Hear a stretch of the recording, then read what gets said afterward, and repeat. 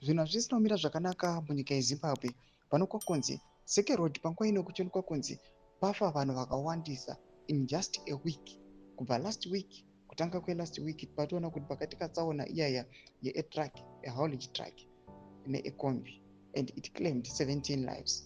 Kubva ipapo up to now, along the security kuri kuonekwa kunzi panoitika tsaona dzakawandisa, and people they are really concerned. Vari kushaura chii chakamboitika paSekerodi.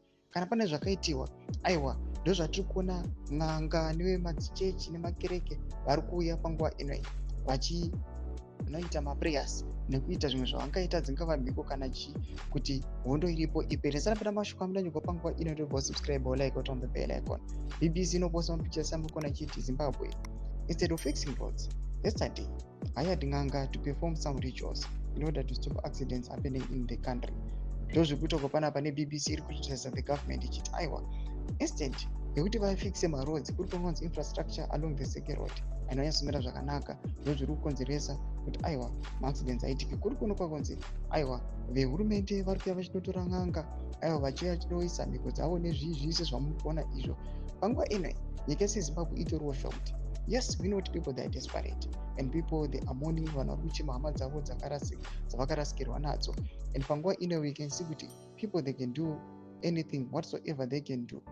Tinoona kuti chinogona kuvabatsira. Vari panguva inoyi people they are criticizing the government vachiti aiwa ngaimiremire, ngaisimuke, ngaigadzire migwagwa, ngaise masigns, matadi roads ngaavepo.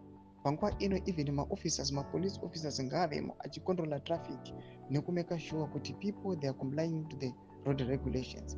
Mashoko ari kubuda panguva ino ari kuonekwa kunzi aiwa tsaona dzakuitika mugwagwa panguva inoyi zvakutotyisa kutofamba, kwakutomoda kuti munhu achitongobuda anotogara atonamata kuna mwari wake kuti amutungamirire.